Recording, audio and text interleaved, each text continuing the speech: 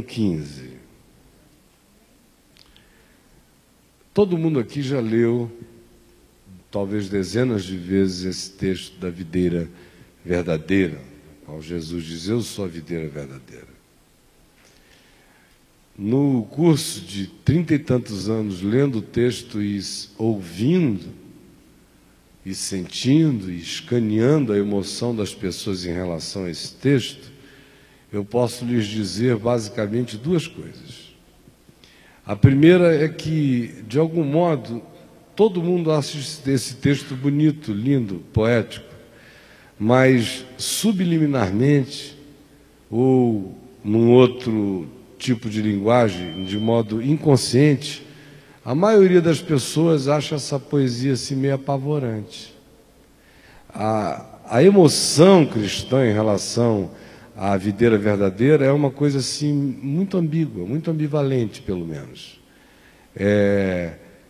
Tem umas seguranças e tem umas inseguranças. E como crente é neurótico, quase sempre, ou quando escapa de uma coisa é paranoico, o que fica na cabeça dele nunca é a positividade do que está afirmado, mas sempre a negatividade do que está dito. Então o medo do cara é ser cortado, jogado no fogo, é não dar fruto, é o pai podar, é não sei o quê e tudo mais. E ainda tem um detalhe, que é o segundo elemento dessa história. É que o texto é lido não a partir de Jesus, mas lido a partir dos nossos intérpretes autorizados.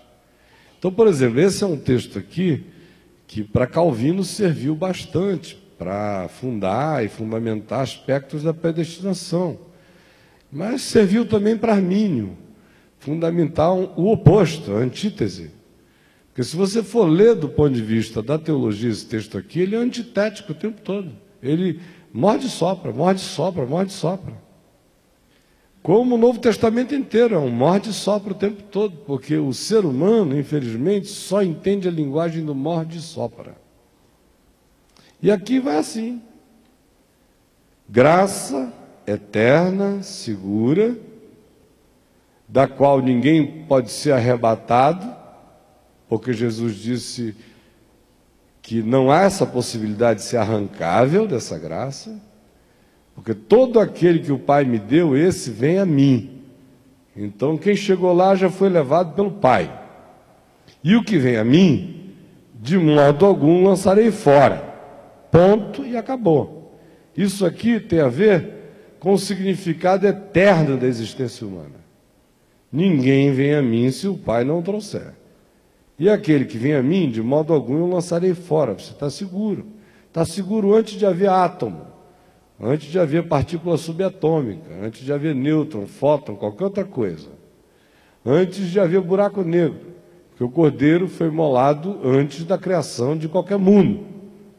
Então esse universo, contrariamente do que ensinou a teologia cristã dicotomizada pelos gregos, que fez uma parte de Deus ser redentor e uma outra parte de Deus ser criador, de modo que o Deus criador e redentor são supostamente o mesmo ente, mas é um esquizofrênico, porque o criador tem filhos de criação, mas os filhos de criação dele não são filhos dele de redenção, são bastardos para ele, os que ele criou.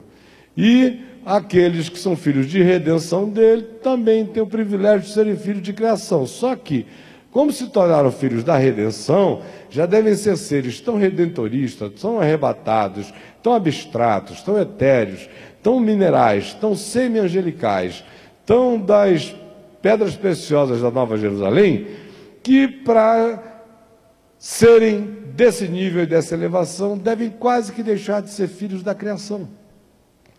Aí, porque a criação é uma coisa banal. A gente ora de olho fechado porque o céu estrelado não inspira. Então, o cara acaba se tornando o filho da redenção para perder toda a relação dele com a criação.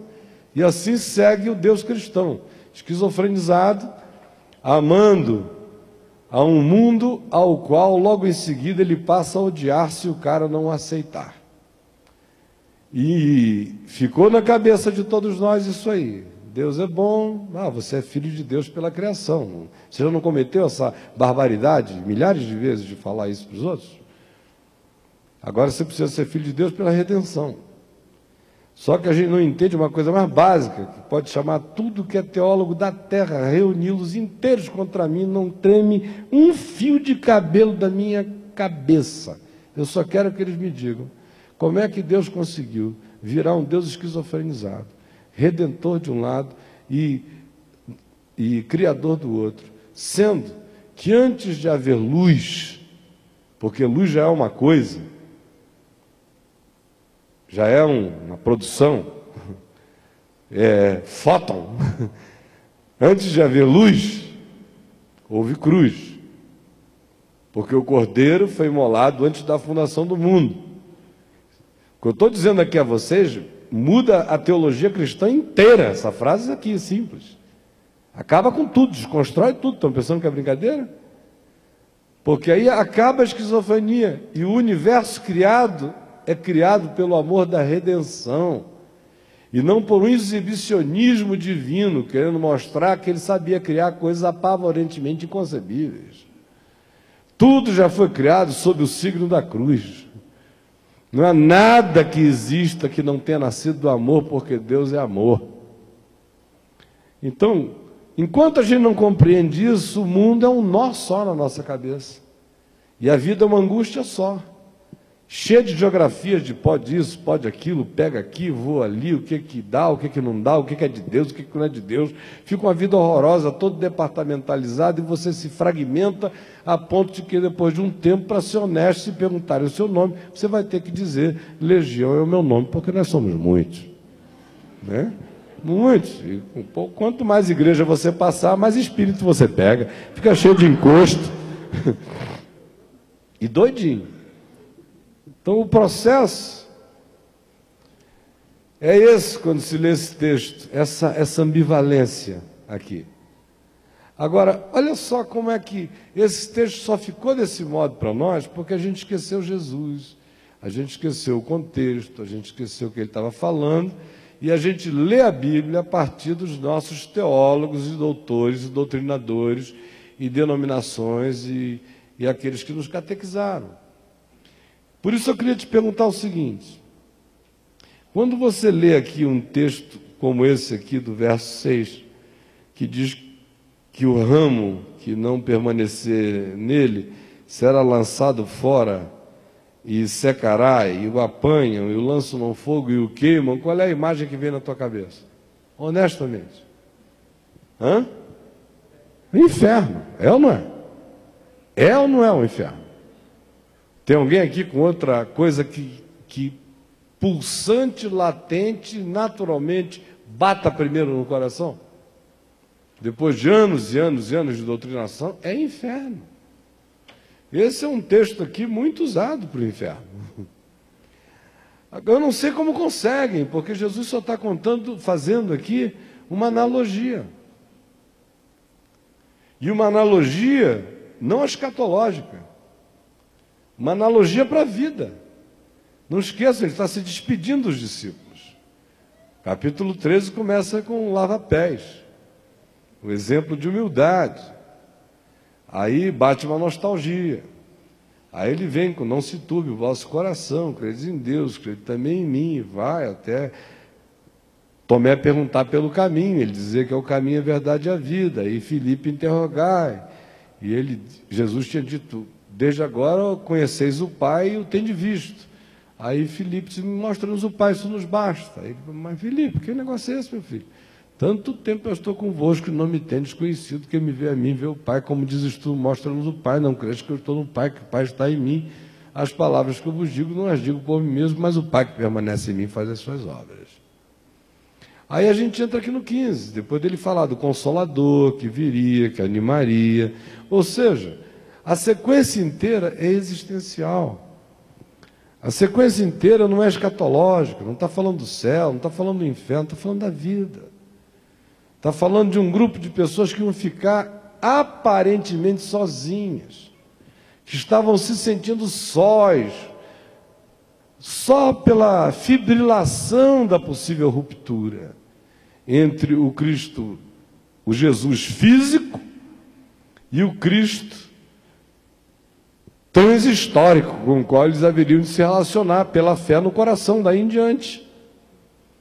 Então, essa coisa que para eles estava ainda não assumida, porque os mecanismos de negação são tão grandes, que Deus pode falar na cara da gente explicitamente, mas o cara vai tentando ver se não é aquilo até o fim. Mas o texto inteiro tem a ver com a vida aqui. Olha, como é que você trata o seu irmão? Como eu estou tratando você? Lava o pé dele.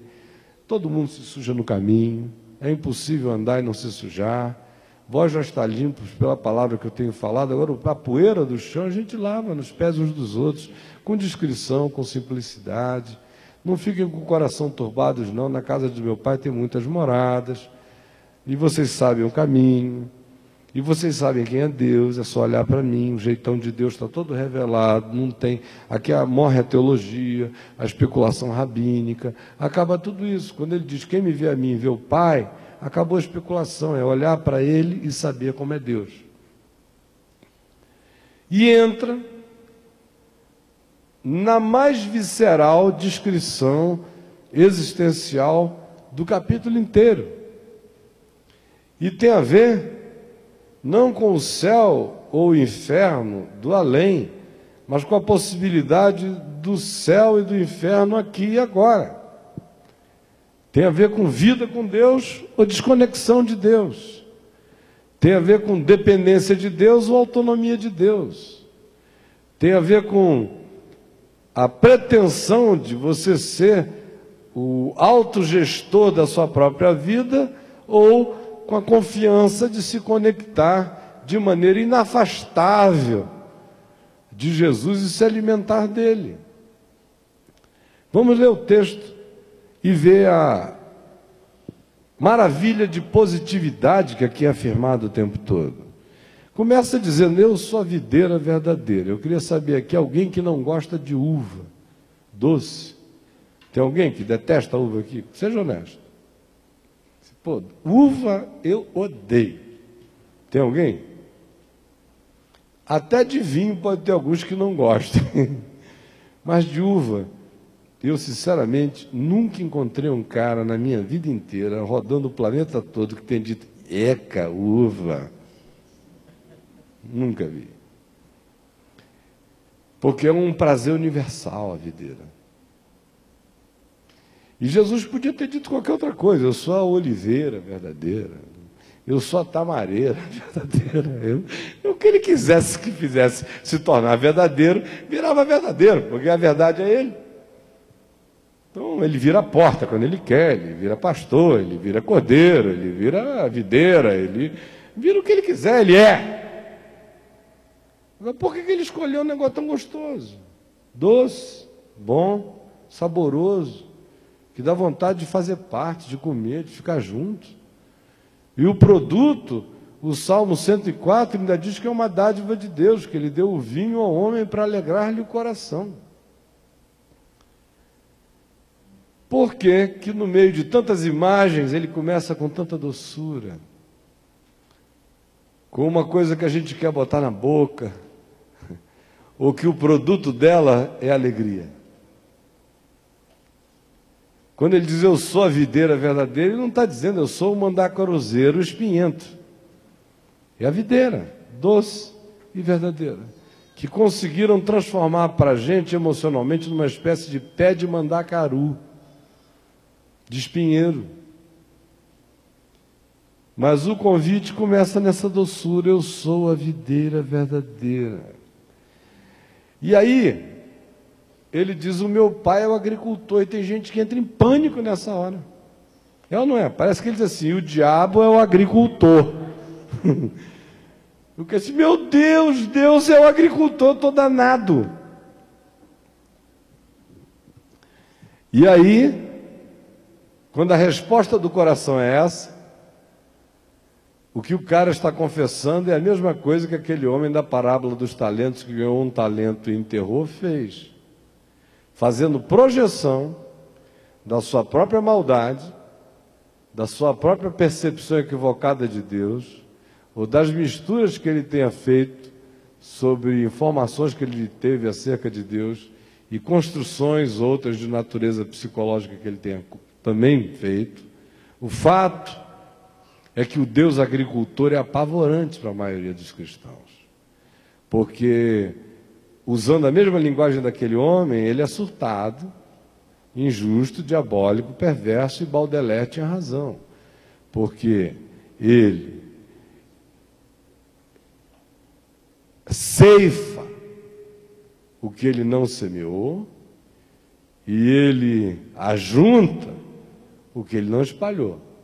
Em outras palavras, ele não está nem aí para o que é justo.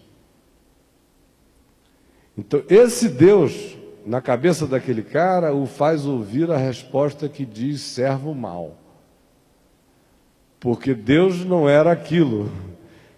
Aquele Deus era o Deus da alma daquele homem, a construção e a projeção dele sobre Deus. E como cada um de nós é julgado pelo que a gente julga, até o nosso juízo acerca de Deus é o nosso próprio juízo sobre nós mesmos. Por isso ninguém se engane, os misericordiosos alcançam misericórdia, porque ou por sabedoria ou por malandragem já descobriram que é assim. Volta sobre você. Eu sou a videira verdadeira e meu pai é agricultor.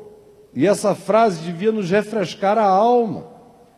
Para mim me dá toda a tranquilidade. Graças a Deus o agricultor disse é o meu pai, é o pai de Jesus. Que ele disse, eu e o pai somos um, quem me vê a mim vê o pai. Então, eu sei os modos desse tratamento agrícola, que são os modos de Jesus. Carinho, misericórdia, verdade, justiça, amor que enfrenta, amor que acolhe, amor que perdoa, graça que desmonta agendas, que não faz acepção de pessoas mesmo, que glorifica centuriões romanos como gente que teve mais fé do que qualquer um em Israel nos seus dias. Ou seja, de Jesus eu sei o que esperar. Eu sei de que lado ele fica quando uma mulher está pelada num canto de casa com um bando de tarado babante, com pedra na mão, que só estão com pedra na mão porque é um ajuntamento público, porque se fosse na solidão, cada um ia botar a pedra num cantinho e dizer, minha filha, já que eu estou sabendo, vem aqui um pouquinho, a gente resolve, ninguém fica sabendo de nada. Mas como é flagrante, aí aparece todos os santos com pedra na mão. Eu sei de que lado Deus fica, só porque eu sei de que lado Jesus ficou. Então não tem mistério. Jesus não deu mais a chance para a gente ficar especulando, querendo saber de que lado Deus está, porque Jesus já disse de que lado Deus está, porque Jesus é Deus, quem me vê a mim vê o Pai. Então, por que eu vou, a menos que a maldade seja minha, a menos que a perversidade seja minha e eu queira projetá-la em Deus? Do contrário, saber que o Pai é o agricultor me dá toda a tranquilidade, de cuidado. E a segunda coisa, quando o texto é desescatologizado e é existencializado, e fica do tamanho no lugar do contexto dele, que é uma advertência aos discípulos, para que não perdessem a seiva da vida e não secassem na existência, tudo ganha outra dimensão, beleza e carinho. E aí eu vou ler a porção inteira dessa vez, porque ontem a Adriana disse que eu ia ler e não li, então eu vou ler para vocês, tá bom? Eu sou a videira verdadeira e meu pai é o agricultor. Todo ramo que estando em mim não der fruto, ele o corta. E todo que dá fruto, limpa, para que produza mais fruto ainda. Vós já estáis limpos pela palavra que vos tenho falado. Permanecei em mim, e eu permanecerei em vós. Como não pode o ramo produzir fruto de si mesmo, se não permanecer na videira, assim nem vós o podeis dar, se não permanecerdes em mim. Eu sou a videira, vós os ramos.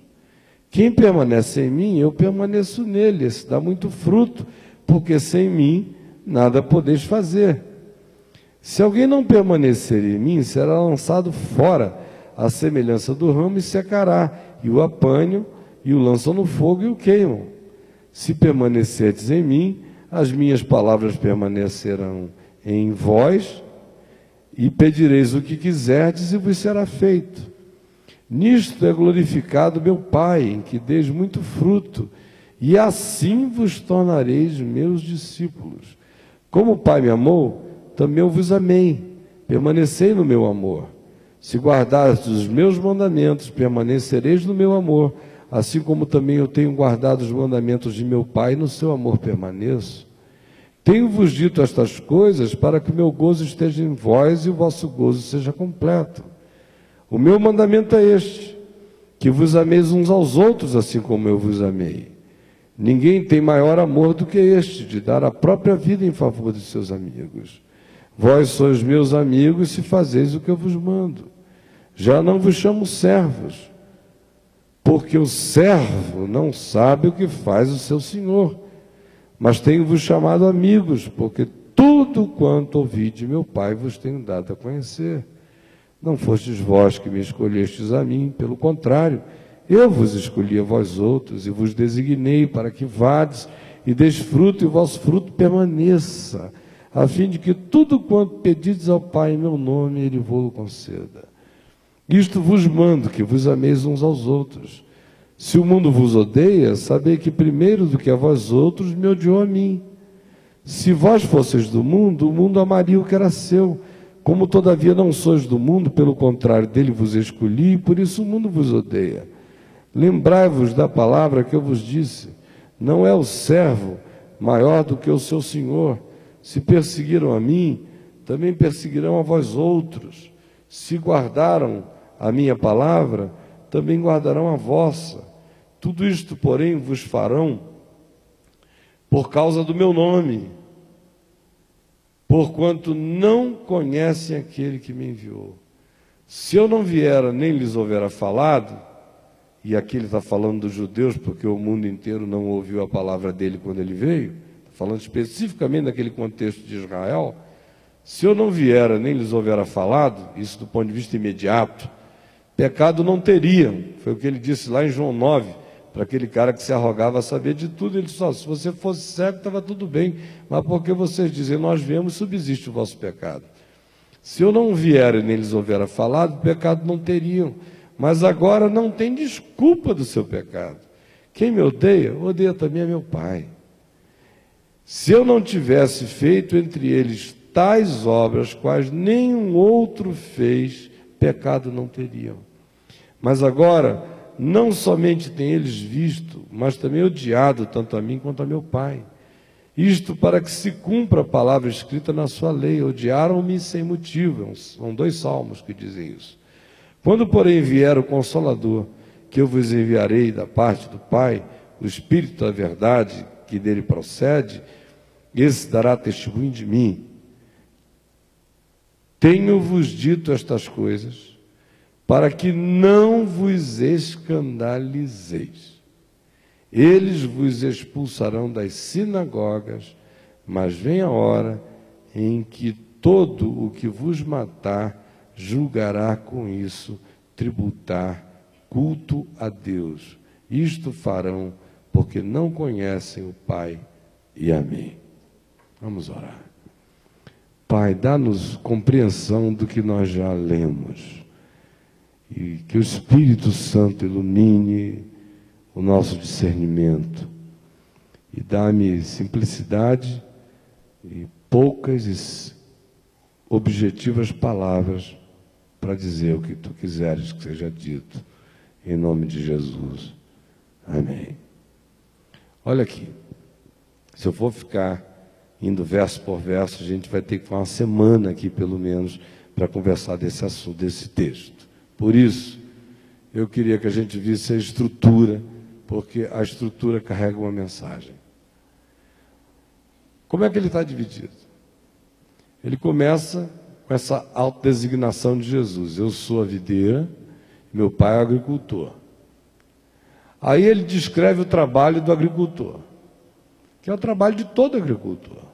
Não tem nada especial no trabalho desse agricultor. Qualquer agricultor que ame o que plantou, e o que cria, e o que cuida, age assim. Se o ramo está na videira, não foi levado pelo vento, não foi partido, não se desconectou, não caiu do lado de fora. E olhe lá que Paulo, muito antes dos avanços científicos agrícolas dos nossos dias, já sabia o significado de fazer um enxerto numa árvore. Nós somos todos enxertados, de acordo com Romanos 9, 10 e 11. Mas o agricultor, no entanto, que tem um mínimo de bom senso, ele vê o ramo que dá fruto e aí ele poda, limpa, para tirar todo o peso. Tipo a linguagem de Hebreus, jogar fora toda a carga, para não haver demanda de energia equivocada, para que um monte de coisas não comece a sugar a seiva e distrair o fluxo da seiva, e em vez de concentrá-lo no fruto, levá-lo para o lugar do desperdício. Então, podas, diminuições, cortes, são ações de fortalecimento. Não são de supressão, são de agregamento. Não são de diminuição, são de acréscimo. Não são de enfraquecimento, são de fortalecimento. Não são punições, são melhorias. Ainda que a gente chamasse isso de disciplina, a gente ainda está falando bem. Porque disciplina é aquilo que só cabe ao discípulo. A palavra disciplina vem da raiz da palavra discípulo, do cara que está em processo de ser ensinado. Portanto, a disciplina é o que se faz para que um ser humilde o suficiente para ser ensinável seja ensinado. Por isso, disciplina só é ruim para quem a pratica com o espírito do diabo, querendo fazer perversidade dos outros. Mas quem a entende na perspectiva da consciência da graça do Novo Testamento, sabe que ela é um ato de poda, de melhoria, de fortalecimento, de crescimento. E que o Pai faz. É o Pai que faz. Não sou eu quem faço. Não é você quem faz. A gente só faz tanta coisa em nome de Deus porque a gente não crê em Deus. Como o nosso Deus só existe se a gente se levantar, o nosso Deus só fala se a gente falar, o nosso Deus só prega se a gente pregar, o nosso Deus só salva se a gente for salvar, o nosso Deus só age no mundo se a gente se mobilizar. Ou seja, o nosso Deus é um pobre coitado que é levado no andor evangélico das nossas superstições acerca dele, e a gente não crê nele. Por isso é que a gente inventa as mantras, as palavras mágicas, as quebras de maldições, as neurolinguísticas, os ritos e todas essas mecanicidades, porque a gente não crê mesmo nele, a gente tem que dar uma força. Chegou ao ponto de pedir a oração forte, como se tivesse a fraca. Um monte de outras coisas. Nós não cremos em Deus, é por isso que a gente se mete na vida dos outros. Quem crê em Deus quase não se mete na vida de ninguém. E quando se mete é porque foi metido, foi chamado, foi solicitado, alguém disse, me socorre. Ou é um irmão tão querido, que você chega sem juízo, mas chega só dizendo, escuta, eu estou sentindo que você está sofrendo, eu estou aqui contigo. Mas no mais, quem crê em Deus sabe que Ele é Deus.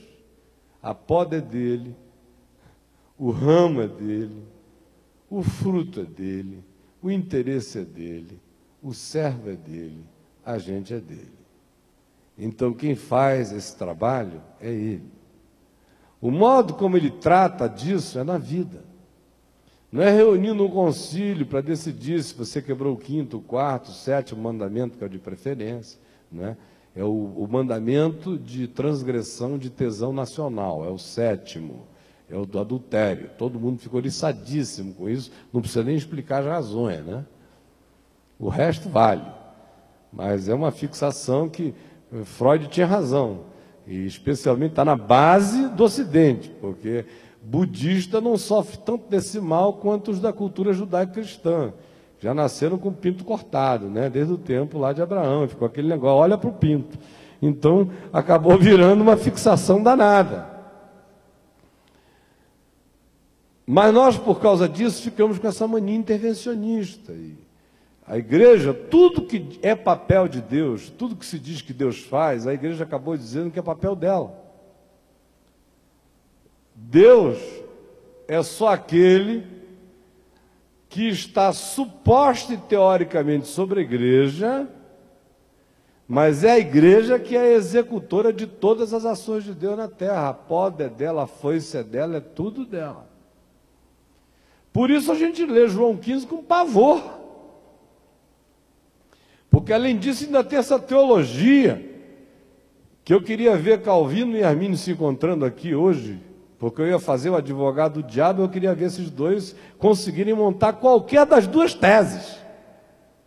Elas são imontáveis, elas são puro paradoxo, porque Deus é mistério, e a conciliação das aparentes contradições se harmonizam absolutamente no infinito, não no finito.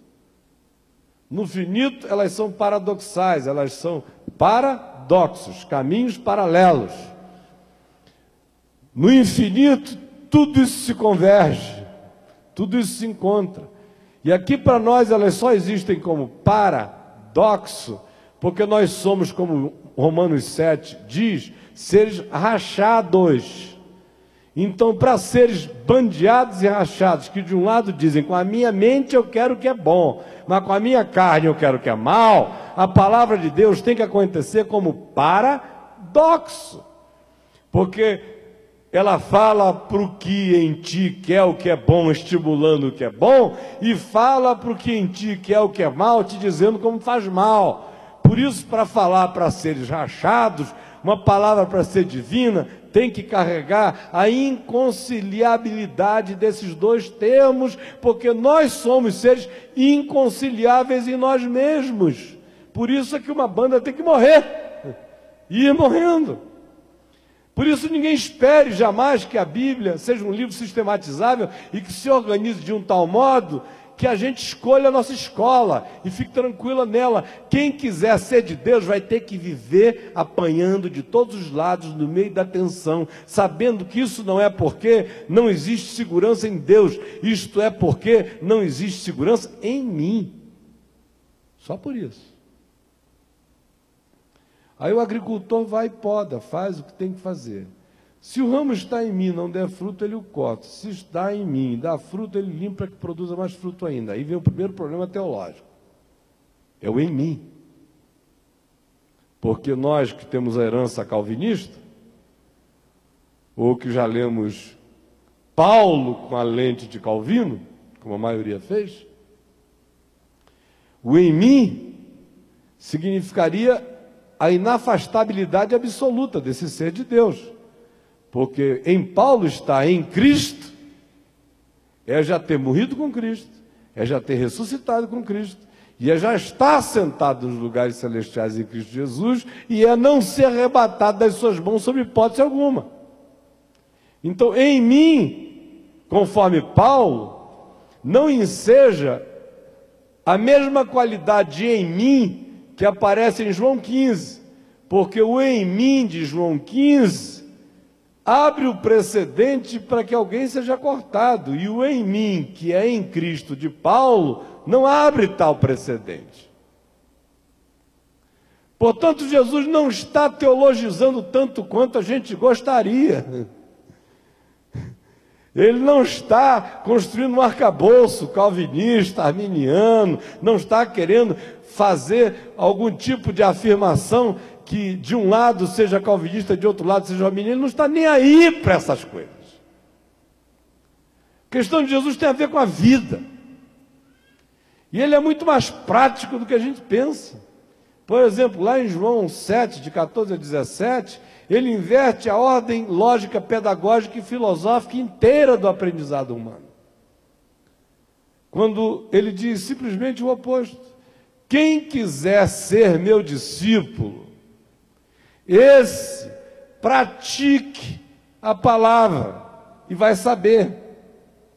Nosso processo é todo o contrário, a gente ensina para o cara praticar. Ele diz que com ele, você tem que iniciar pulando no espaço, tem que botar o pé no nada, tem que viver a experiência do Indiana Jones, atravessando aquele abismo do não sei qual das cruzadas dele, que tinha um caminho invisível que só dava para ver numa angulação, e o cara só enxergava depois que botava o primeiro passo no nada. Só quando dava o primeiro passo no nada é que ele via que tinha um caminho mimético, pintado no abismo e seguro.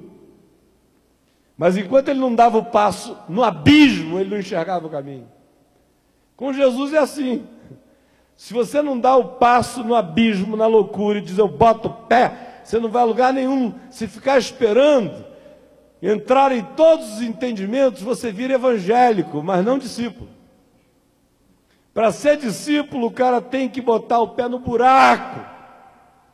Aí, estranhamente, quando ele bota o pé no nada, ele é abraçado pelo tudo. E esse é um paradoxo que Deus não negociou e não vai negociar jamais. Tem que ir pela fé, porque o justo vive pela fé. E tem que ver o invisível, tem que abrir mares inabríveis, e tem que ter a coragem de, mesmo estando sentado na esquina com o mendigo, se confessar nas regiões celestiais em Cristo Jesus. Aí a gente está aqui, nessa poda, e a cabeça da gente já toda viciada com esses milênios de condição e pré-condição escatológica, céu, inferno, destruição. A gente perde a praticidade da mensagem existencial de Jesus, que não está preocupado com esses elementos, ele só está falando aqui de fruto e de vida para o ser. Esse em mim, portanto, nele, não tem aquela significação paulina do em Cristo. Esse em mim está falando da maneira mais simples possível para um pessoal que andava com ele, todo dia, que se alimentava dele, que comia dele, palavra dele, vida dele, esperança dele, fé nele. E ele diz, olha, se vocês permanecerem em mim, e outra vez para nós essa ideia de permanecer já vem toda teológica, já tem a ver com não sei quantos passos de salvação, compreensão de não sei quantas teologias, não sei quantas profissões de fé, declarações exatas de não sei mais quantas coisas. Mas ele está falando só do indivíduo seguir. Permanecer nele não é muito diferente de seguir. É a mesma coisa, são sinônimos. As palavras de Jesus estão carregadas da mesma coisa, ditas de formas diferentes. Permaneceu é seguir. Deu crédito, deu razão a Deus. Não permanecer nele é estar ali vinculadamente e de modo religioso e comunitário, vivendo como membro de um ambiente no qual o indivíduo penetrou, mas que nunca penetrou o indivíduo. Esse não vai dar fruto nunca, pode ficar para sempre ali, mas dele não vai proceder coisa nenhuma. Ao contrário, esse é o caminho da sequidão. É de você estar vivendo o engano de uma ligação com a videira que não faz com que a seiva da vida da videira chegue a você. Ou seja, o que se denuncia aqui é a artificialidade de ramos oclusos, ramos infartados, ramos estruturalmente conectados, visivelmente percebidos, ligados à videira, porém na interioridade sofrendo infarto e oclusão de seiva, não passa, seca. Cada um de nós aqui já teve a experiência dessa sequidão. Está lendo a Bíblia todo dia, fazendo as devocionais recomendadas pelo Palavra da Vida todo dia, lendo os seus mananciais do deserto, lendo o que você quiser todo dia, marcando aquela hora de oração insuportável de 15 minutos todo dia, seguindo aquela sequência de 3 do velho, 2 do não sei o que, do novo, mas não sei o que e tal, lendo a Bíblia inteira todo dia, e secando. Não falta uma reunião, está presente em tudo, líder da mocidade, da música, anjinho do louvor celestial, vestida de anja, qualquer coisa, mas seca. Seca. Porque há uma oclusão. E essa oclusão, o nome dela, gente, é justiça própria. Justiça própria é o que infarta o ser. É o que não permite o sangue da vida, a seiva da videira, correr para dentro da gente. Porque essa seiva só corre para dentro da gente quando não há nenhuma justiça própria. Quando o ser diz, sem ele eu nada posso ser. Sem ele eu nada posso fazer. A grande denúncia é cortado pela autonomia, pela própria autoalienação, pelo próprio autoinfarto, pela própria auto-oclusão. É que é cortado. Só é cortado porque já se cortou, só é cortado porque já secou, só é cortado porque já morreu. Deus não corta nada vivo, Deus só corta o que morreu, e morreu por si mesmo, morreu de morte própria. Do contrário, não existe essa possibilidade. E o que Jesus está o tempo todo dizendo aqui é que, assim como o permanecer nele equivale à consciência de saber que sem ele nada se pode fazer, como um ramo desconectado do tronco, está fadado a em horas murchar porque não tem vida própria. No máximo ele vai manter uma fotossíntese inercial quase, até murchar completamente no dia seguinte, ou viver e se alimentar do que sobrou no ramo como ceifa até secar. E quando ele diz que é a consciência de que nós sem ele nada podemos ser nem fazer, o que nos mantém nele, ele também está dizendo que é a inconsciência disso, que corresponde à justiça própria, que diz, eu posso, eu consigo, eu banco, eu alimento, eu tenho a minha própria vida autônoma, que a gente não confessa com a boca, porque seria blasfêmia, mas a gente vive no inconsciente e no consciente com muito mais naturalidade disso do que a gente quer admitir.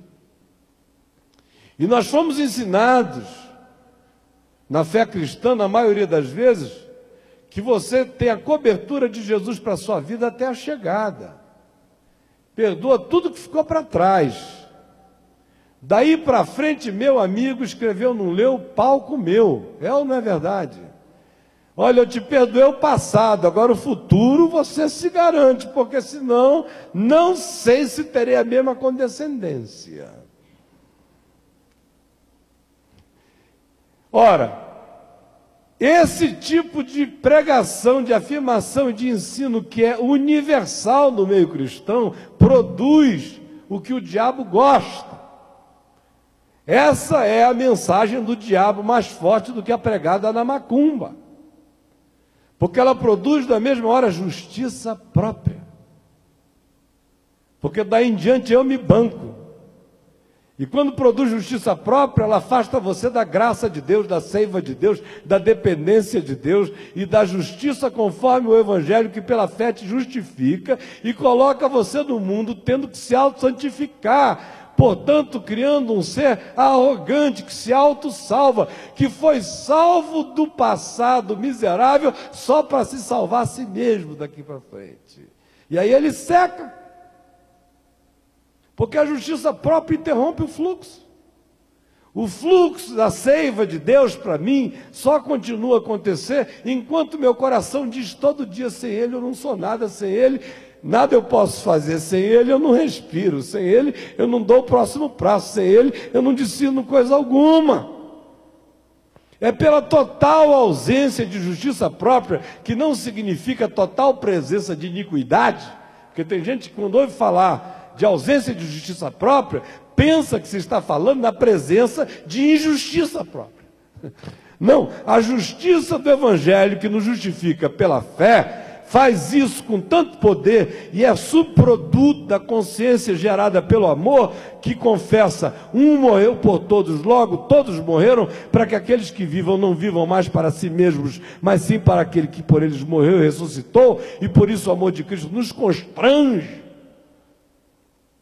que, ao invés de ausência de justiça própria produzir injustiça própria, o que ela produz é o que a gente não crê que ela produziria. A total ausência de justiça própria produz toda a justiça de Deus nos justificando, a qual nos pacifica de tal modo que param as pulsões que são justamente as produzidas pela justiça própria, que nos jogam cada vez mais nos braços do pecado, de modo que o processo é justamente o oposto. É uma psicologia que nem Freud, nem Jung e o cristianismo inteiro não entenderam até agora, e parece que só Paulo compreendeu essa verdade, porque é Paulo do começo ao fim.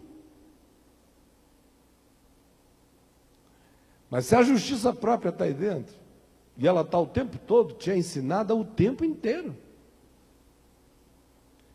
a oclusão acontece, o fluxo não vem, e o ramo seca, fica você e sua justiça, você e sua bondade, você e sua santidade, você e os seus jeitos, você e o seu comportamentalismo, você e o seu behaviorismo, você e sua autoiluminação, você e seu vagalume, vai você.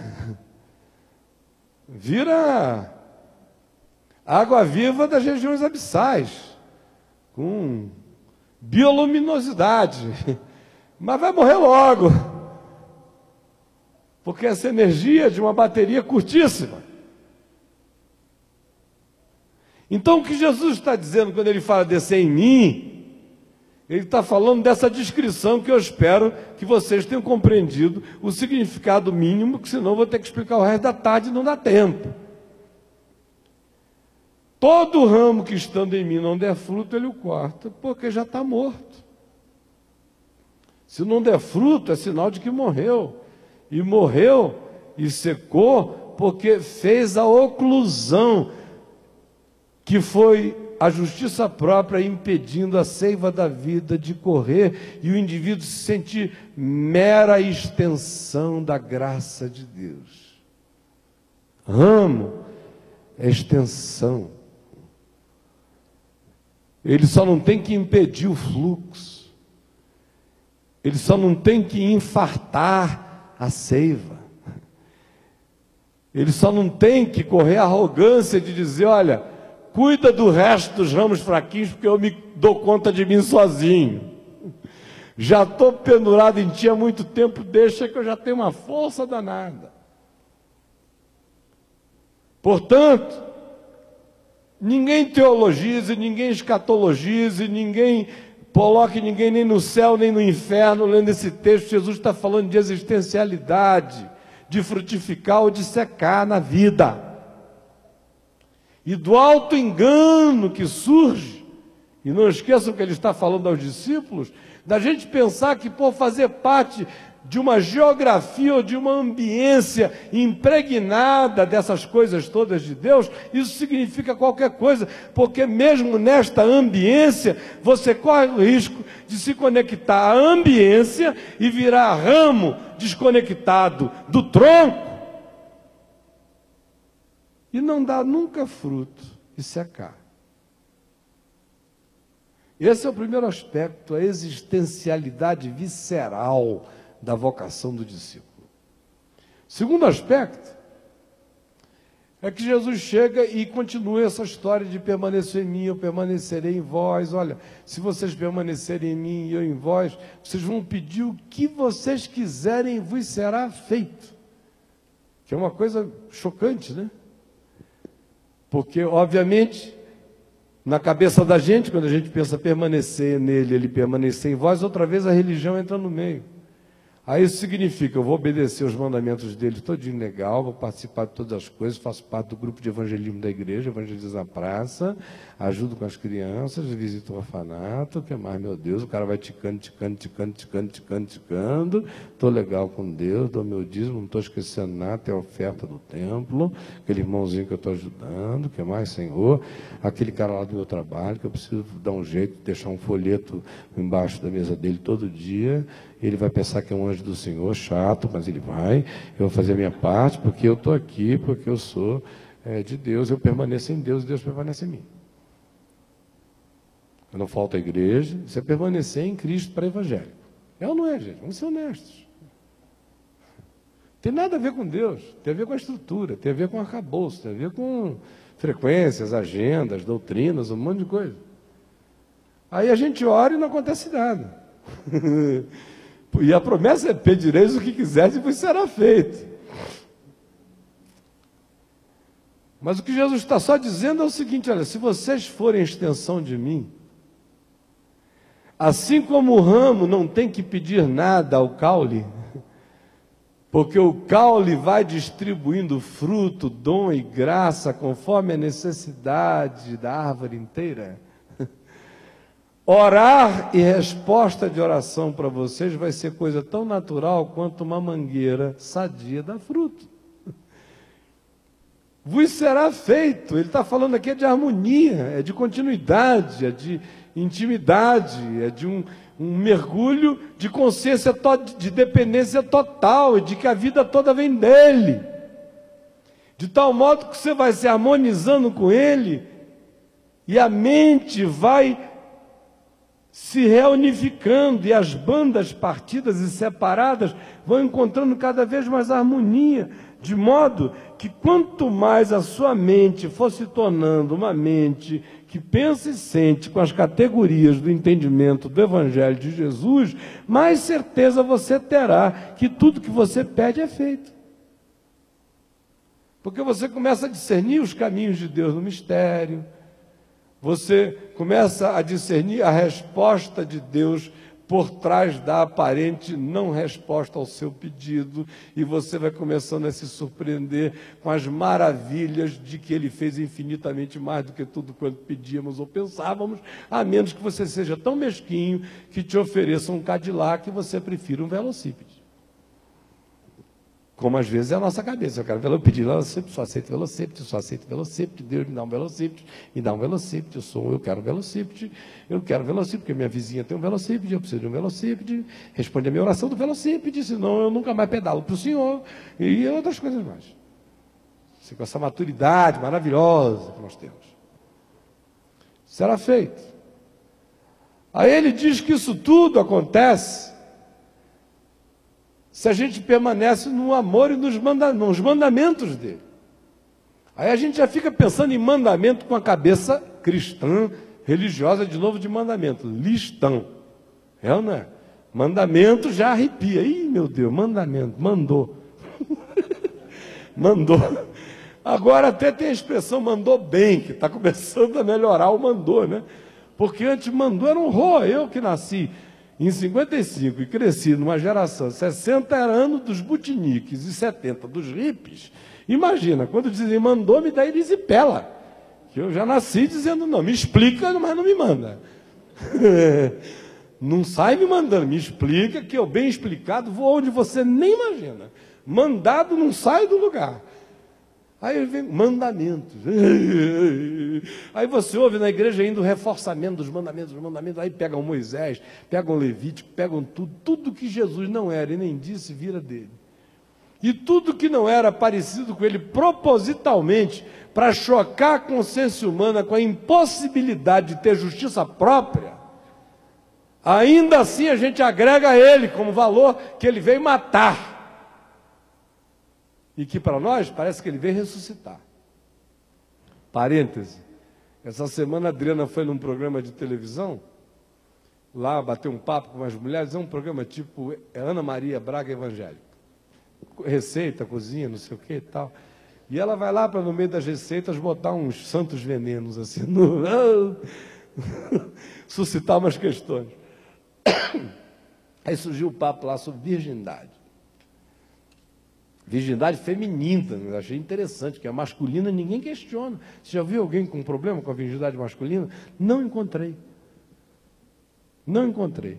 Mas com a feminina é um problema. Aí, eu também nunca encontrei uma mulher que disse, eu não vou casar com esse homem porque ele não é virgem. Ao contrário, as meninas dizem, graças a Deus ele não é, já chegou assim mandando ver e eu não perdi tempo. Agora o contrário é toda hora, não quero não, porque não é mais virgem, sei lá, o que é que pegaram, o que é que fizeram, onde é que puseram, como é que foi, não quero.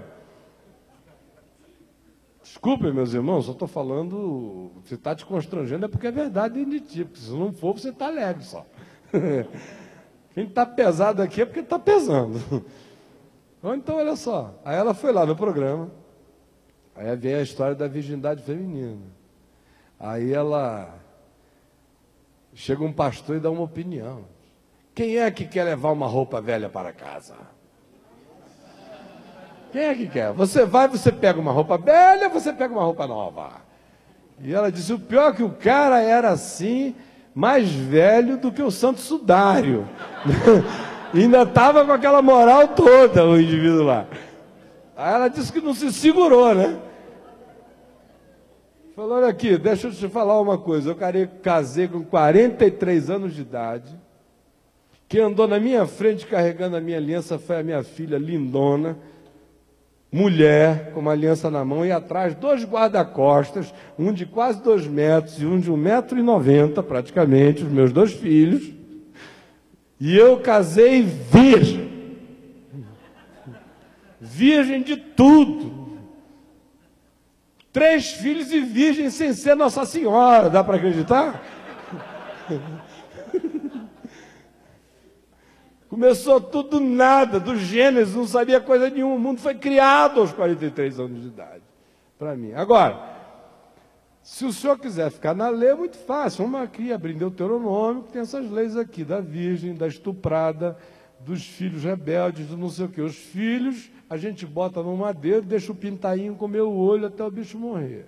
A estuprada, que não deu a sorte de gritar na cidade, porque a mulher em Israel, para não ser apedrejada, se fosse estuprada, o estuprador tinha que não tapar a boca dela. Porque se tapasse e pegasse, a bichinha fica... ninguém ouvir. Aí a suspeição era tão grande que ela podia ter feito porque quis, que ela ia ser apedrejada, querendo ou não querendo. Vocês vejam a bondade da história inteira, né? Aí ela foi lendo a lista inteira do que acontecia com a virgem, da verificação do sangue, de não sei o quê, de não sei o quê. Falou, se o senhor quiser, a gente fica com a lei, e eu ainda tenho mais 1 bilhão de outras leis ali a acrescentar para o senhor viver nelas todinha, com o maior desespero da sua existência.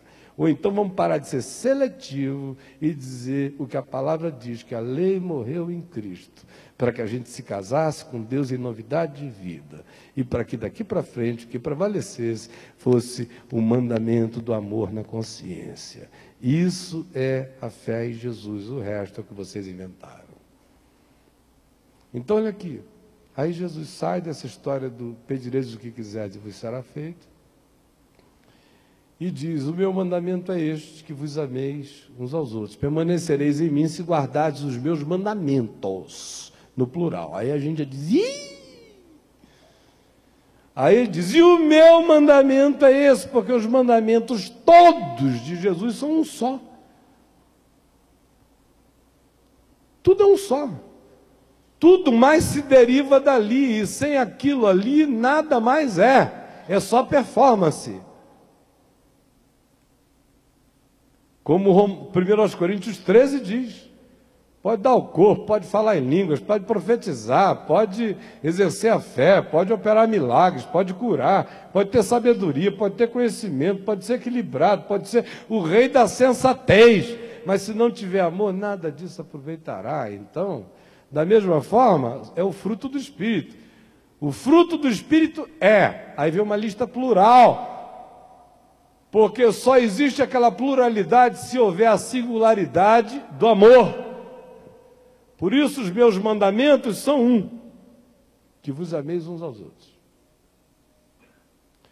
Aí ele diz, ninguém teve maior amor do que este, do que a dar a própria vida em favor dos seus amigos. Eu já não vos chamo servos, os tenho chamado amigos, porque os servos não sabem o que faz o seu senhor, mas tudo quanto eu ouvi do meu pai vos tenho dado a conhecer. E aí a gente chega num segundo momento disso aqui. O primeiro é da existencialidade que se vincula completamente nele, vive dele sem justiça própria e dá fruto. E a vontade do Pai é que esse ser dê fruto, esse ramo dê fruto, porque o que dá fruto, ele limpa para dar mais fruto ainda. E Jesus afirma, e essa é a vontade do meu Pai, que deis muito fruto. Na nossa cabeça é evangelizar, não sei quantos, né? O que eu já ouvi, que me disseram que eu tinha não sei quantas coroas, com um diamante de tudo que é lado, mas a crente adora dar coroa para a gente, né? Eu passei anos por aí, onde eu ia, fazia um apelo, vinha 4.000, 3.000, 1.000 à frente, não sei quantos, milhares à frente. Aí o povo dizia, pastor, a sua coroa é enorme, não cabe nem na sua cabeça. Daqui a pouco a minha coroa já estava maior do que a Nova Jerusalém, eu já não conseguia mais nem entrar pela porta com ela, de tão grande que a coroa tinha ficado. É tudo estatístico, é tudo numérico, é tudo idiotada, é tudo imbecil. Quando é que Jesus achou que fruto tinha a ver com igreja grande? Quem inventou foi o Peter Wagner e o Paul Yong-Cho, minha gente. Desculpe a expressão, isso é idiotice recente. Antes disso, os cruzados tiveram, outros surtaram em outros períodos da história. Mas Jesus não está falando disso. Aquele que diz, quereis vós também retirar-vos, está falando que quantidade de gente é fruto? Se quantidade de gente é fruto, vamos todos ir para a Universal, passar e entrar para a corrente dos 318. Eu vou ser o primeiro a passar ali, vou me ajudar, oferecer para ajudar a carregar aquela arca da aliança que tem lá, com aquele fogo de papel brilhoso e luz, e um ventilador ali embaixo, sabe, com aquela naturalidade toda do espírito que tem ali. Até eu vou, se for esse o caso, eu vou para lá, vamos lá, né? Poxa, dá uma força para os irmãos, estou falando a verdade, a prova disso é que estão assim de gente. Ou então converta-se ao islamismo, que é o grupo que mais cresce no mundo. Ou ao budismo, que é o que sem crescer, mais cresceu até agora. Porque não é um ajuntamento, é uma filosofia. E o mundo está muito mais budista do que a gente sonha que ele está. Agora, do ponto de vista do ajuntamento verificável e estatisticamente mensurável, o islamismo é o que mais cresce, embora a mentalidade que mais pervada as consciências do planeta seja do taoísmo ou de algumas formas de budismo. Porque são simples filosofias do profundo e não te convidam para uma religião. Fruto para Jesus é outra coisa, é a única coisa que fruto é para Jesus, é a única coisa que fruto é para Deus. Ele usa essa linguagem tão básica porque qualquer idiota pode entender, a menos que o cara vire religioso, aí vira outra coisa. Porque o que é fruto, senão a extensão da natureza, da árvore? Isso é fruto. É só a extensão da natureza da árvore. Ele fica o tempo todo usando essa lógica para ver se a ficha cai. Escuta, espinheiro, pé de mandacaru produz uva. Murteiras produzem figos. Como é que vocês podem ser maus e produzir frutos bons? Ou raça de víboras. Não fiquem dizendo, temos por pai a Abraão, porque eu vos afirmo que até dessas pedras Deus pode suscitar filhos a Abraão, produzir, pois, fruto digno de metanoia, comprovação de mudança de mente. Fruto, portanto, é a extensão do ser. Não é algo estatístico, é existencial. A qualidade desse fruto não é aritmética ou matemática. Ela tem a ver com uma qualidade de natureza completamente vinculada à essência do nosso ser. O fruto que Ele quer que se dê e que Ele espera que seja dado é a extensão do ser dele em nós. É que a nossa vida não seja uma negação da videira. O fruto é a confirmação da nossa vinculação à nossa origem. É a continuidade não ininterrupta da mesma qualidade e essência. Esse é o fruto. E o Pai quer que produzais muito fruto. E para produzir fruto tem que guardar o meu mandamento. E o meu mandamento é que vos ameis uns aos outros. Aí ele pega essa história inteira, que tem a ver com Deus, vida com Jesus, ausência de justiça própria, confiança na graça, descanso no que Ele fez, dependência total dEle, alimentarmos-nos pela palavra, darmos razão a Deus, enchermos a nossa mente dEle, submetemos nosso coração em arrependimento às consciências que o Espírito vai produzindo em nós, deixando com que a nossa vida se molde cada vez mais e se torne uma extensão natural dEle, tirando as oclusões da justiça própria, desinfartando e desentupindo o ser para a seiva da graça correr, não impedida pela arrogância que nasce do nosso coração, e aí a gente frutifica em amor. Fruto do Espírito é amor, meu mandamento é que vos ameis uns aos outros. Não tem mistério nenhum, ele só está falando óbvio. Aí vem desse nível aqui, em que aparentemente nos faz pensar que é possível ter dois tipos de vida esquizofrenizada na Terra, que é aquela vida onde eu amo muito a Deus, mas não gosto muito dos meus irmãos, ou dos seres humanos, né? A maioria de nós ainda tem essa ilusão, que você pode substituir o amor pelo próximo por uma semana de oração, que você pode substituir perdão por dízimo, que você pode substituir carinho por performance, que você pode substituir solidariedade por um trocado descomprometido, que você pode substituir amizade por uma exortação mal-educada e que abandona o cara na rua sozinho, perdido, e você vai embora dizendo: o sangue dele não está na minha cabeça, o sangue dele não está na minha cabeça. Isso é só para enganar você e fazer você ficar mais piorado. Fruto. Não tem fruto sem amor. Sem amor nada aproveita. Aí a gente entra numa questão que aparentemente é romântica, e como eu disse, não é. Ela começa com uma esquizofrenia na nossa cabeça, quando o cara diz: eu estou muito bem com Deus, mas estou muito mal com os seres humanos. Vem João, desmonta essa história inteira e diz que Deus decidiu ser amado no próximo. Que eu não digo nada para Deus quando levanto a minha mão ao alto, como Isaías 58 nos afirma, e fico fazendo juras de fidelidade eterna, se isso não desembocar na frutuosidade da misericórdia, da graça, do acolhimento, do amor, do perdão, que é o mandamento insuportável. Porque a gente prefere os 10, mas não o amor. A gente prefere qualquer coisa, mas não o amor.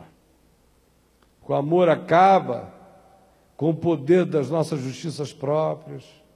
O amor acaba com os nossos direitos. Porque quando o direito prevalece, você diz: eu não vou sair daqui porque eu estou certo, ele que venha. Mas o amor abandona direitos. O amor caminha o caminho da humildade. Ele não se vinga. Ele não sabe nem ficar alegre quando o cara que te arrebentou se estrupiou. Porque ele não se alegra com a injustiça, ele só se regozija com a verdade. Mas isso é apavorante. Por isso a gente prefere o Bill Bright com as 4 leis espirituais.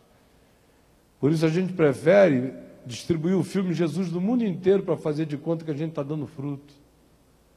Por isso a gente prefere as células dos 12, para a gente pensar que está dando fruto.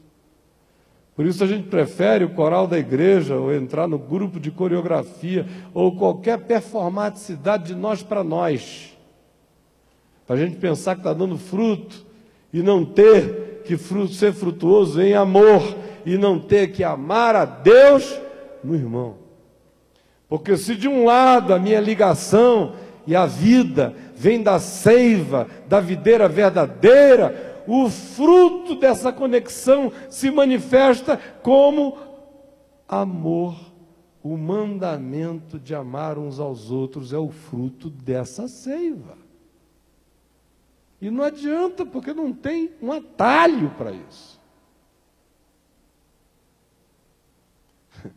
Aí eu sou empurrado de uma ligação vital, essencial, íntima, de conexão, de consciência com Deus em Cristo, sem justiça própria, entregue à justiça que me justifica, confiante que está consumado, ligado a Ele em alegria, abrindo todos os dias os poros do meu ser, de todos os entupimentos, das minhas justiças próprias e das minhas arrogâncias, e dizendo, sem ti eu não sou e não faço. E de um outro lado, essa coisa se solidifica, se manifesta, se consolida e se expressa pelo fruto, que nada mais é do que a experiência do amor que vos ameis uns aos outros. Não há chance aqui para nenhum tipo de esquizofrenia entre o amor a Deus e o amor ao próximo. Essas duas coisas não se separam. Quem tenta separá-las perdeu ambas. Aí ele prossegue um pouco mais. E ele entra nessa história de que isso vai produzir uma amizade. Uma amizade entre nós. Nós e ele. E entre nós e nós. Nós vamos nos amar uns aos outros. E ele nos chama a todos de amigos. Não nos chama servos. Porque o servo não sabe o que faz o seu senhor, mas eu chamo de amigos, porque tudo quanto eu ouvi de meu pai, contei para vocês. Então vocês são os meus amigos se fazem o que eu mando. E o que eu mando é isso, que vos ameis uns aos outros. Aqui no meio da passagem, tem alguns elementos extremamente interessantes, cuja tentação é olhar para eles, mas o tempo não permite. Mas eu vou lê-los a si mesmo, depois dessa introdução, só para isso ficar na sua cabeça. Agora eles reconhecem, não, chega aqui no 15, desculpa. Versículo 9. Como o Pai me amou, também eu vos amei, permanecei no meu amor. Olha aqui para mim. Como o Pai me amou, eu também vos amei, permanecer no meu amor. Para mim não faz nenhum sentido essa frase. A menos que eu tenha coragem de pensar o que crente não pensa, que é pensar. Porque olha só, como o Pai me amou, estabelece uma relação comparativa. Como? Eu também vos amei. Só que o Pai nunca amou a Jesus como Jesus me amou. Jesus não teve, o Pai não amou a Jesus como filho pródigo, cósmico. Saí de casa, vou dar uma volta com Lúcifer. O Pai nunca teve isso. Ele e o Pai sempre foram um. Portanto, como o Pai me amou, é diferente de como Jesus me amou. Mas é o mesmo amor. As manifestações é que foram diferentes. Assim como o Pai vos amou, eu também vos amei e permaneci nesse amor. Aí olha só como é que prossegue aqui o verso.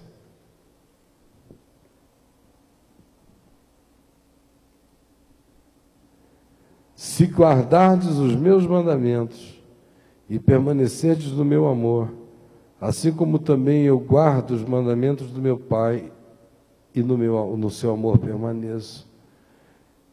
Tenho-vos dito essas coisas para que meu gozo esteja em vós e o vosso gozo seja completo. O meu mandamento é este, que vos ameis uns aos outros, assim como eu vos amei. Verso 15, já não vos chamo servos. Verso 16, não fostes vós que me escolhestes a mim, pelo contrário, eu vos escolhi a vós outros e vos designei para que vades e deis fruto, e o vosso fruto permaneça, a fim de que tudo quanto pedides ao Pai em meu nome, eu vou-lo conceda. Você veja como a relação de oração e conexão estabelece o fruto como resposta natural de tudo, tanto para a vida quanto para a oração. A questão inteira não tem a ver com aprender a perturbar a Deus nos céus. A questão inteira tem a ver com parar a perturbação do inferno em nós e nos pacificarmos em Deus. E é dessa harmonia que nasce todo fruto e toda resposta de oração que faz bem para o ser. Isto vos mando, que vos ameis uns aos outros. Se o mundo vos odeia, sabei que primeiro do que a vós outros, ele me odiou a mim. E aí ele entra nessa história do choque que esse estilo de ser produziria num planeta. Mas não só no planeta. Ele aqui fala do mundo, e a gente pensa logo nos bacanais da terra. Ou a gente pensa logo nas antíteses filosóficas que se nos opõem. Ou a gente escolhe os nossos inimigos e os atacantes que contra nós venham. É o mundo. Só que o conceito de mundo, lá no site, eu dei uma palhinha essa semana sobre isso, quem quiser dê uma lida que ajuda a entender melhor o assunto, é uma das coisas que mais atrapalham a mente cristã a discernir o significado do Evangelho, porque mundo para crente é uma coisa doida, e como é tão doida, eles preferiram ficar com a pior loucura. Porque Deus amou o mundo, ao mesmo tempo João diz, aquele que ama o mundo, o amor do Pai não está nele. Aí o cara diz, eu não sei o que eu faço, Deus ama e eu não posso amar. Aí ele diz, então eu vou odiar. Fazer o seguinte, ó, Deus, tu ama e eu odeio, tá legal? Aí vem a igreja, para simplificar a história, como ela não quer o cara livre, não quer o cara na rua, não quer ele pensando, não quer ele com consciência própria, não quer ele decidindo, não quer ele decidindo se vai dar o dízimo dele hoje aqui, ou se vai dar para um familiar miserável que está passando fome. Ela quer dizer, olha, se não trouxer para a casa do tesouro, está em pecado, roubando contra Deus, e o pobrezinho da mãe dele lá morrendo. É a lei de Corban, de Marcos 7, inventada por tudo que é velhaco religioso, geração após geração. Quer controlar o tempo todo. E aí, o que é que acontece? Não existe jamais o estímulo para que surja esse indivíduo com uma consciência que caminha com Deus, que vai aprendendo todo dia, pelo amor, os mandamentos e os aplicativos do mandamento. Ezequiel tinha dito que o sonho de Deus era tirar o coração de pedra e colocar o de carne, e inscrever nele os mandamentos. Jeremias tinha dito a mesma coisa.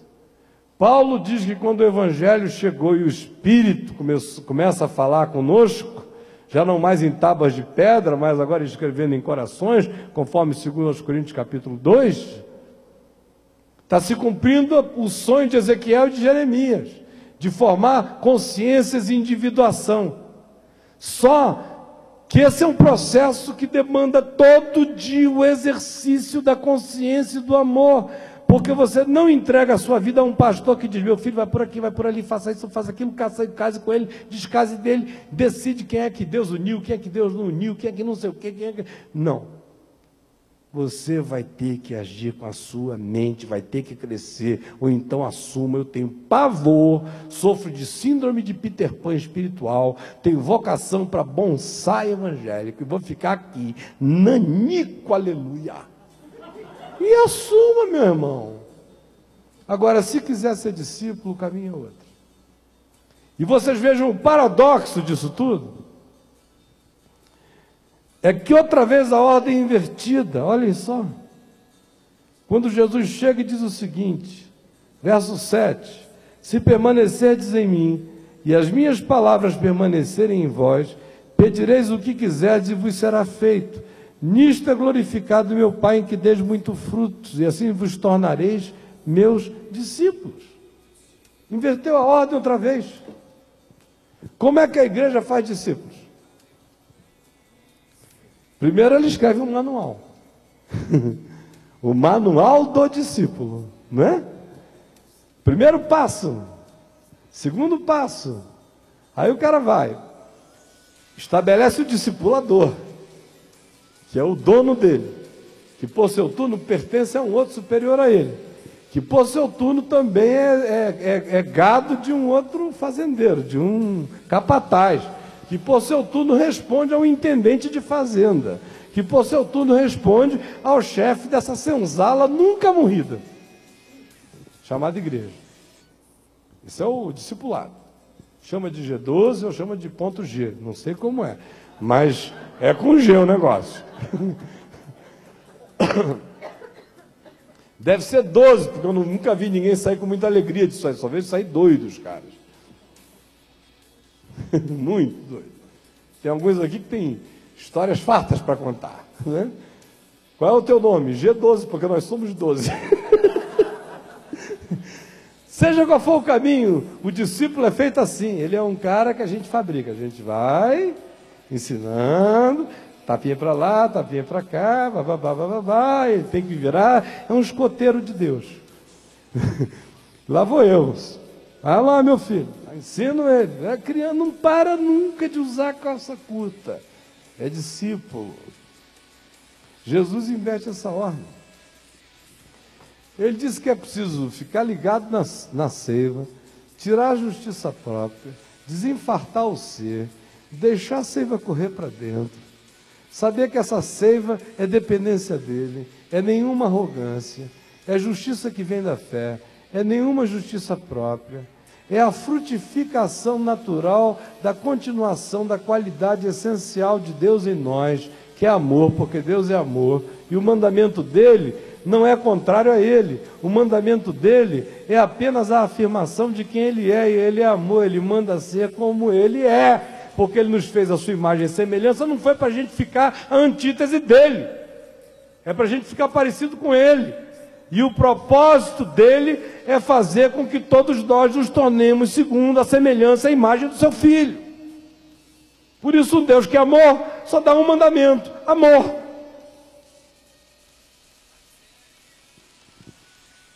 Aí ele diz, olha, isso aí vai se transformar em fruto, e assim vos tornareis meus discípulos. A gente diz, a igreja diz, olha, você vem aqui, eu te batizo, um pouco de água na cabeça, mais água ou menos água, ou eu te afogo, eu só te dou uma molhadinha na testa, seja lá como uma classezinha de catecúmenos, que é para você, sabe, virar um catequizado, um cara cuja cabeça foi feita, que a gente pode ter confiança de que você, de fato, lê a nossa bula e você se torna um discípulo, que não falta a escola dominical. Você vai ouvir sobre Jacó uns 40 anos, mais ou menos. Você vai ouvir sobre Abraão, as histórias, as mesmas histórias. Você vai saber que Paulo caiu do cavalo, você vai saber toda essa coisa. No máximo, você vai saber como é que ele se divide os livros.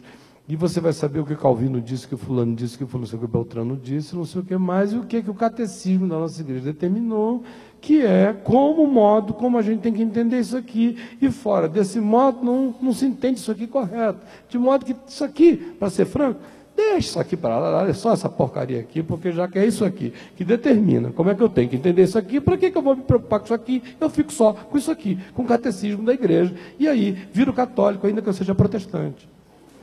Pronto, mais simples, mais honesto. Para Jesus, não. Ele só diz que a manga é manga quando a manga apareceu. Você só se torna discípulo quando você vira discípulo. Quando deu fruto. Ninguém é discípulo antes de ser discípulo. Ninguém é discípulo porque te deram uma carteirinha. A gente vai mandar fazer uma para facilitar o caminho da graça, membro. Para você dar carteiradas por aí nos idiotas. E você é o maior deles. Aqui, ó. Está pensando o quê? Meus cursos. Crente aí doido atrás de curso e diploma para tudo que é lado. Os caras querem chegar no céu assim, diplomado, sabe? Tudo pregado. Cheio de diploma. Mas Jesus só quer saber uma coisa. Se você dá fruto do amor, do mandamento do amor, porque aí você é discípulo. Porque se você não der esse fruto, você não é discípulo. Isso aqui ninguém está falando nem de céu, nem de inferno, a gente está falando da terra, de ser ou não ser. Isso aqui é muito mais shakespeariano do que escatológico. Tem a ver com dimensões do aqui e do agora. É uma advertência para não secar na ilusão e no auto-engano, e para manter o coração conectado com a seiva da vida. E aí ele vai para aquele ponto que eu já estava, em que ele diz, olha, não se admirem, porque se vocês forem frutuosos em amor, vocês vão causar um incômodo imenso no mundo de desamor. Porque o amor é a maior revolução de pensamento que pode existir na Terra quando ele é praticado. Quando ele é falado, ele é uma bobagem. É romance, é conto de caronchinha, é para distrair a gente.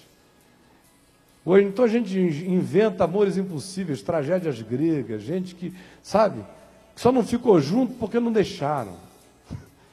E aí o amor, impediram o amor. Só para a gente não ter que amar mesmo, a gente constrói as maiores histórias de amor que a humanidade já construiu, são os amores que não aconteceram.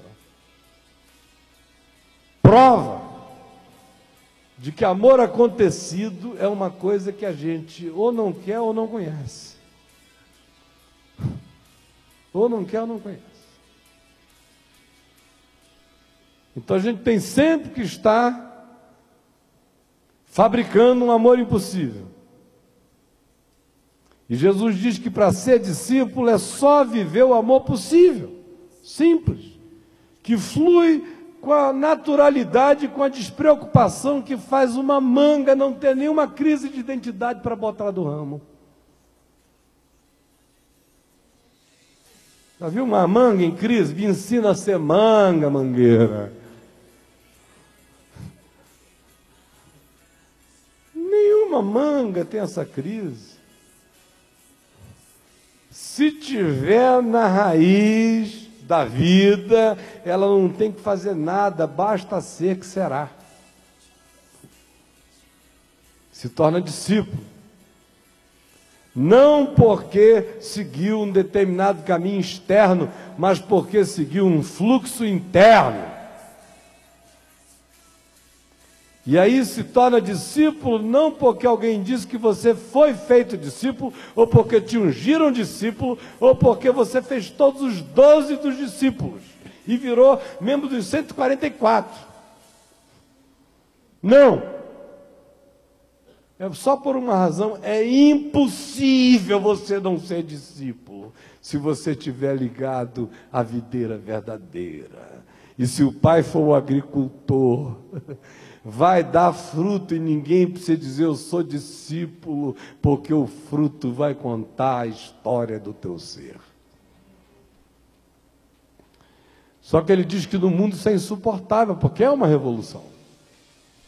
É uma revolução de entendimento, é uma revolução de tudo. O que prevalece entre nós, seja dentro da igreja ou fora da igreja, ou na ONU, ou em qualquer lugar, é olho por olho, é dente por dente. É a lei do mais forte, são os interesses econômicos.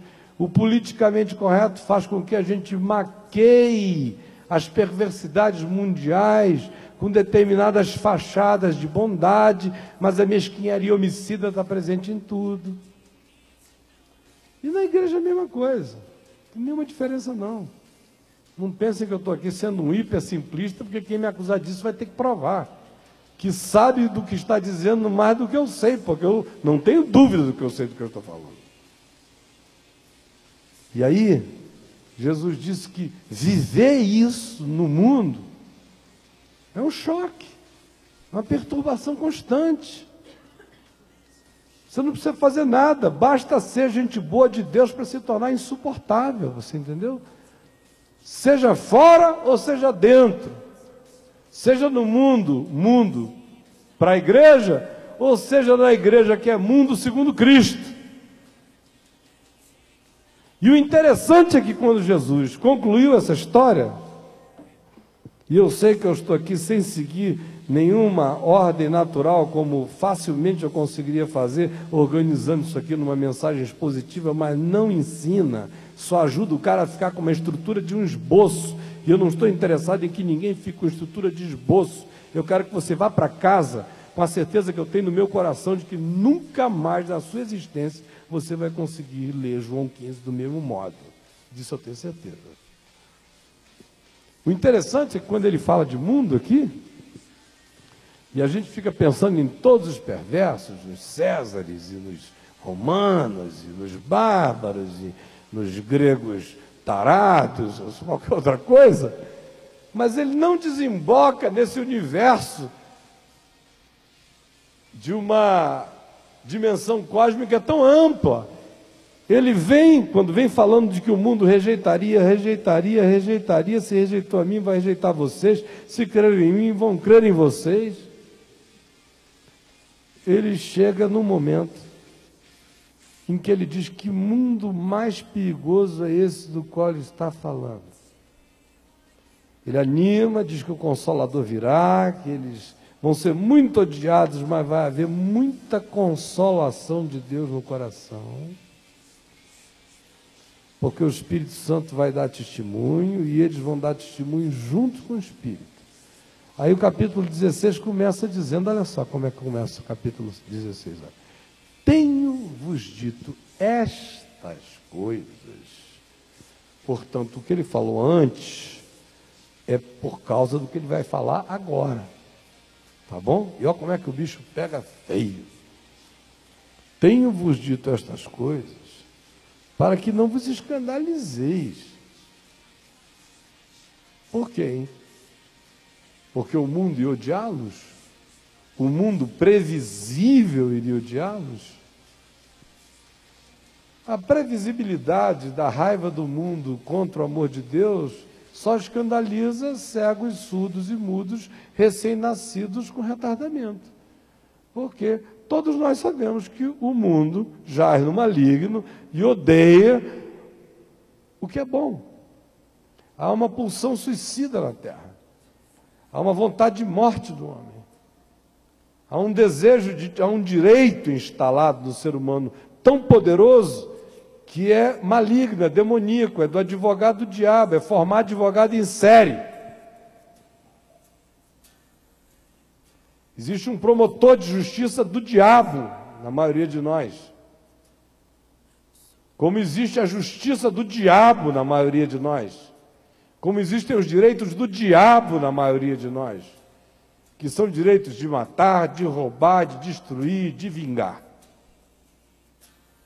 De não perdoar, na maioria de nós. Por isso é que o Evangelho, que é uma coisa que é tão boa, faz tanto mal e é tão difícil de ser aceito, porque a nossa natureza o rejeita.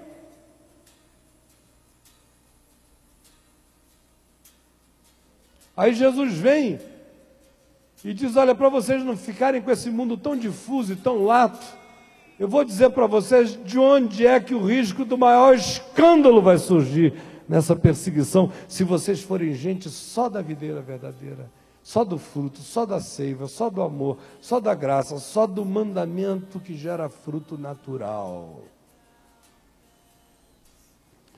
Tenho-vos dito essas coisas para que não vos escandalizeis. Eles vos expulsarão do panteão, do teatro grego, romano, do Fantasma da Ópera na Broadway, da Marquês de Sapucaí, da sauna, da casa de massagem, de onde? Eles vos expulsarão das sinagogas. ou das igrejas, ou das catedrais. E é da religião, ou do grupo, dos que se dizem discípulos sem ser discípulos, e que pensam que a proximidade do caule da videira garante a performaticidade da vida. Esse pessoal é quem mais persegue o ramo que naturalmente dá fruto como extensão qualitativa de estar ligado à essência da videira verdadeira. É daqui que vem o perigo. É da sinagoga.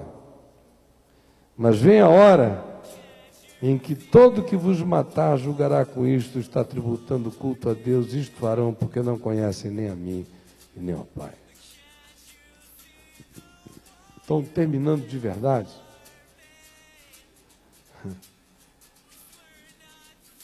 Se a gente decidir de todo o coração ser gente da videira verdadeira, dessa árvore de vinho, dessa árvore de banquetes, dessa árvore de ceia, dessa árvore das alegrias do coração humano, dessa árvore da celebração do amor e da vida, dessa árvore da uva. Se a gente decidir ser gente ligada a essa seiva, a essa qualidade, se a gente permanecer nesse amor que nos vincula e desobstrui esse fluxo, se a gente desistir de todas as nossas ajudas ao fluxo, a nossa justiça própria, simplesmente nos entregarmos ao fluir dessa graça e darmos razão à qualidade de vida que em nós é injetada, que é vida em amor. E cumprirmos o mandamento que não precisa ser cumprido quando o amor está instalado, porque quando o amor está instalado, o cumprimento do mandamento não é penoso, porque não tem penalidade nenhuma, só tem qualidade e extensividade do que é em nós, se transformando em frutuosidade do lado de fora de nós e dentro de nós antes. Se a gente segue esse fluxo, o que surge é a amizade de Deus, a intimidade com Deus, e a amizade uns com os outros. Se a gente segue esse fluxo, a gente descobre que a permanência no amor de Deus é a permanência nessa consciência que acolhe a dadivosidade do que nos foi dado pelo Pai em Cristo e acolhe o espírito da dádiva do sacrifício que se oferece por outros. A compreensão desse amor nos faz permanecer na videira verdadeira, sabendo que nós de nós mesmos nada podemos fazer. A consciência de todas essas coisas vai nos colocando cada dia mais num caminho de segurança, de amizade com Deus, que faz com que o nosso coração já não se escandalize com coisa nenhuma. Perseguição do mundo é natural, porque o mundo não gosta de amor. Amor é ofensivo na terra. A terra e o mundo não gostam de perdão. Perdão é coisa de gente mole na terra. A terra não gosta de misericórdia. Misericórdia pode enfraquecer a lei. A terra não gosta de graça. Porque no dia que a terra gostar de graça, ela não vai mais poder cobrar por nada. Por isso ela precisa não gostar de graça.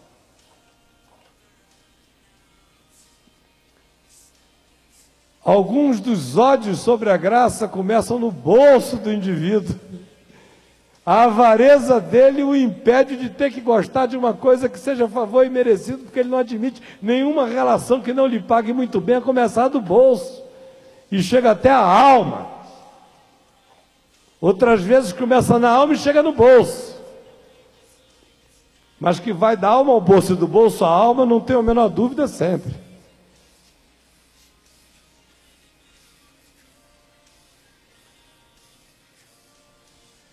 Nós estamos aqui nesse encontro da estação, das estações do caminho, porque nós queremos caminhar como discípulos de Jesus. Não tem nenhum manual para você. E se você é um indivíduo que tem medo de liberdade, aqui não é o teu lugar. Aqui é para quem quer conhecer a verdade e ficar liberto por ela. Para quem quer crescer, ter uma consciência pessoal com Deus, sob a palavra. Aqui ninguém é maior do que ninguém, aqui só tem dons diferentes. Eu só estou falando aqui há 2 horas porque eu estou falando há 32 anos. Eu só estou falando há 32 anos porque algumas milhões de pessoas ouviram, creram e acharam e viram e julgaram e discerniram que tinha um dom de Deus na minha vida, porque senão eu era o primeiro a não ter falado nem a segunda vez. Porque eu não tenho nenhum interesse nessa história. Não quero estar em nenhum lugar onde Deus não me tenha posto e não quero ser quem eu não sou para Deus. Então aqui, funções não têm poder. O que se manifestam são dons. Pé é pé, mão é mão, olho é olho, ouvido é ouvido, boca é boca, cada um na sua, todo mundo servindo a todos, conforme o Espírito aprova distribuir dons para um fim proveitoso. Quem não gostar disso, quem não gostar de como funciona o seu próprio corpo, porque eu não tomei café da manhã ainda, eu estou falando aqui, e não tive que pensar, não tive que em algum lugar dar uma ordem, dizer, escuta aqui, corpo, olha, eu não tomei café da manhã, dá um jeito de liberar uma energia de algum lugar por aí, porque eu estou cansado, e fui dormir às 5. O corpo deu o jeito dele. Tinha alguma energia guardada em algum lugar que foi liberada, porque todos cooperam para o bem do corpo. Então, se você gostar disso, aqui pode ser o seu lugar. Se você não gostar disso, aqui não é o seu lugar. Se você quiser um lugar onde seja só pé, tem lugar aí onde é só pé. Tem lugar onde só tem cabeça, tem lugar onde só tem olho, tem lugar onde só tem ouvido, tem lugar onde todo mundo é líder. Tem lugar onde ninguém lidera. Tem lugar onde está cheio de gente, mas não tem ninguém. Só tem boneco. E um doido governando. Então, se você gosta dessas coisas, que pode ser confortável para um monte de gente que não quer pensar, não quer ter trabalho, prefere virar, botar uma coleirinha, entregar e dizer, me leve, meu Senhor, pastor alemão, para onde o senhor quiser. E do que andar com Deus. Se você prefere a coleira, aqui não é o teu lugar, aqui é sem coleira. O pai é o agricultor, ele vai te conduzir, o fruto que ele vai produzir será compatível com a qualidade da sua vinculação a ele, conforme a sua consciência no Evangelho. Se não for assim, sozinho, você seca, você murcha, você é jogado no fogo, você vira apenas para alimentar essa fogueira de vaidades que não produz coisa alguma, a não ser guerra, inimizade e arrogância de ramos secos, se arvorando a serem árvores da vida no meio do povo de Deus.